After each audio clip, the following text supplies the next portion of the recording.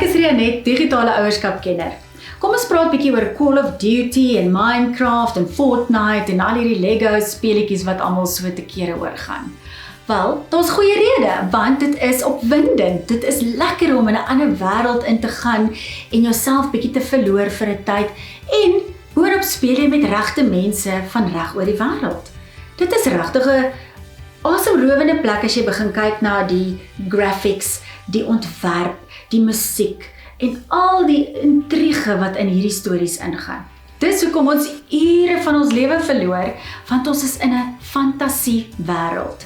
Nou, e-sports is 'n baie interessante nuwe ding. Dit behels spanne wat saam oefen en hulle oefen nie net op hulle speletjies nie, hulle oefen fisies ook. Spanne wat saam oefen om mee te ding met ander spanne reg oor die wêreld. En moenie jou misgis nie, jy kan baie geld wen. En dit is eintlik 'n groot opwindende industrie. Dink daaraan, as jy 'n ontwikkelaar of 'n developer is, of jy is in bemarking, of jy is in design, jy het al hierdie fantastiese geleenthede om betrokke te raak by so 'n speletjie. Daar is wel 'n paar goed waaroor ons moet praat. So buiten die opwindende goed en hoe lekker dit is, en daar is tog educational value, moet ons kyk na die gevare. Die eerste ding is, wat speel hulle? Is dit ouderdomsgepas? Daar is altyd 'n blokkie, en as hy rooi is, beteken dit is tot 18 beperk. Die rede is nie net omdat daar geweld en slegte taal en soms dwelms betrokke is nie.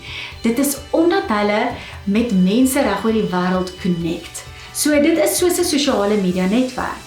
En dan is daar vrye toegang om met mekaar te kommunikeer. Die tweede ding is, hoe lank speel hulle? Jy moet na jou fisiese gesondheid kyk. Hoe jy sit. Ons praat van ergonomics. Hoe jy sit, hoe jou nek is, ensovoorts. En seker maak dat jou kind nou en dan 'n breek vat, sodat hulle wel kan gaan speel en hulle spiere ontwikkel. Dan moet ons ook kyk na die morele impak van hierdie speletjies.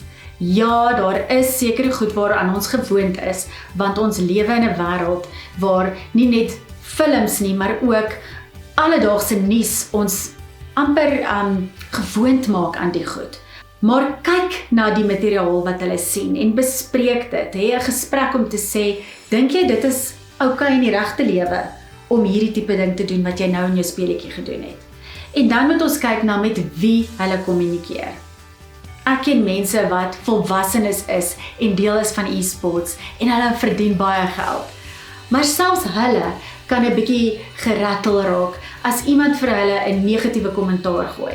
En as jou kind alreeds gekiberboelie word by die skool en swakpunte het en 'n paar ander stresfaktore moet hanteer en iemand op hierdie speletjie sê vir hulle, go kill yourself, is dit moontlik die laaste ding wat hulle wou gehoor het.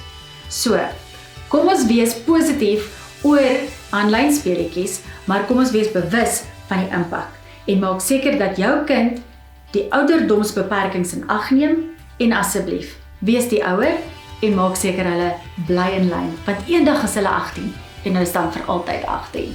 So, geniet die speletjies wêreld op die internet en onthou, daar is 'n safety net.